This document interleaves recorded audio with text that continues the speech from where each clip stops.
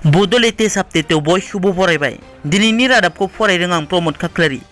गिबि news update दङ। फ्रान्सनि हादर बेंगिरि मेक्रनखौ सासे सुबुङा सोबायो। मैया मंगलबार खालि फ्रान्सनि हादर बेंगिरि इमानुएल मेक्रनखौ सासे सुबुङा केमेरानि सिगाङावनो सोबायो। ससियेल मिडियायाव लोगो लोगो बे भिडिअआ भाइराल जालाङो। भिडिअ नुनो मोननाय बादिब्ला हादर बेंगिरि बिथाङा खोला सानजा फ्रान्सआव दावबायहैनाय समावनो बिथाङा थुबुर जानानै थानाय सुबुंफोरजों आखाइ हमनो नागिरनायावनो सासे सुबुङा बिथांखौ सोबायो।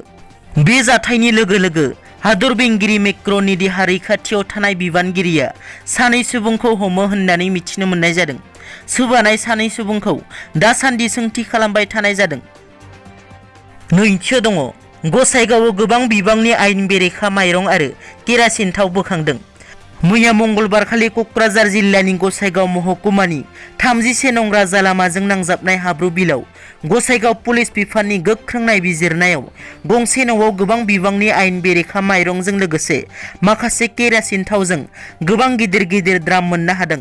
माइरंखौ गासै 192 बस्ता बोखांनो हादों आरो बेजों लोगोसे गोबां बिबांनि केरासिन थावजों लोगोसे माखासे लांदां थावनि गेदेर द्राम मोननो हादों। दासिमाव आबुङै बिगोमाखौ हमनो हायाखै, नाथाय रामनाथ ब्रह्मनि होनना मिथिनो मोननाय जादों। थामथियाव दङ। प्रमद बर'निसिम पृथ्वीराज नारायणनि बेरफ्रुसार बिबुंथि। थामथि बर' गोजोन गोरोबथा बिटिआर गोरोबथानि उनाव नर्थ इस्ट हेरिटेज फाउन्डेशननि डिरेक्टर पृथ्वीराज नारायण देबमेटसा बिटिआरनि गाहाय खुंगिरि प्रमद बर'नि हेंथायै गोख्रों बिबुंथि होदों।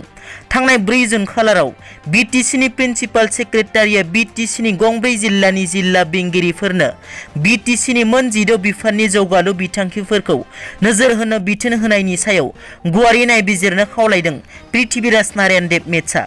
दिनै क'क्राझारनि गौरां बेली हटेलाव खुंफुंनाय मोनसे खौरांगिरि मेलनि गेजेरजों पृथ्वीराजआ बुङो दि बिटिसि बिसायख'थिनि आगोल सोलायनायनि स्ल'गेनजों बिटिसि दखल खालामनो हानाय प्रमद बर'आ बिटिसिनि गोजौ थाखोनि बिबानगिरि आरो मावफारियाफोरनि सायाव फोथायनाय गैयालासेनो जिल्ला बेंगिरिफोरनो बिबान गथायनाया जोबोद दुखुनांथाव होननानै रोजा रोजा बर' जोहोलाव जोहोलावजोफोरनि थैनि दानाव सोरजिनाय 6 सिडिउल बिटिसिनि मोनखानाय गोहोफोरखौ खोमानानै लानो थांगासिनो दं होनना गोख्रों खुद्रिसारनाय दिन्थिफुङो। ब्रैथियाव दङ। चिराङाव गोब्राब अखा हानायनि जाहोनाव लामा बायफ्लंदों। रायजोआव कर'ना भाइरासनि गिख्रंथाव थासारि।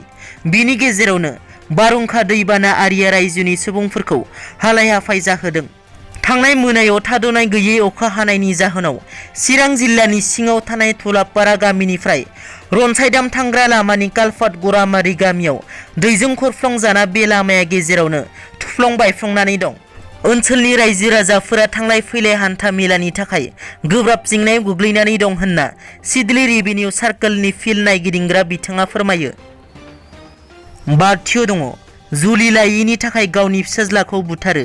इराननि जरासे बिसि फिसाय सानैया गावनि 47 बोसोर बैसोनि फिसाज्लाखौ जुलि लायैनि थाखाय खास्रि बिस्रियै बुथारदों। खालि बेल' नङा, गावनि फिसाजो आरो बिजामादैखौबो बुथारदों होनना मिथिनो मोननाय जादों। 81 बोसोर बैसोनि आकबर खरमुद्दिन आरो 74 बोसोर बैसोनि बिसिया सानथाम सिगां पुलिसजों हमजादों। मख'नो गोनांदि गावनि फिसाज्लाखौ बुथारनानै गिबियाव थुख्रा थुख्रा खालामो आरो उनाव डास्टबिनाव गारनानै दोनो। मख'नो गोनांदि बे बुथारनायनि गासैबो प्लेनिंखौ बिसिया खालामदोंमोन। दिनैनि रादाबा एसेनोसै। नोंथांमोना जुदि आंनि चेनेलखौ दासिमबो साबस्क्राइब खालामाखै, अन्नानै साबस्क्राइब खालाम। गोजोन्थों।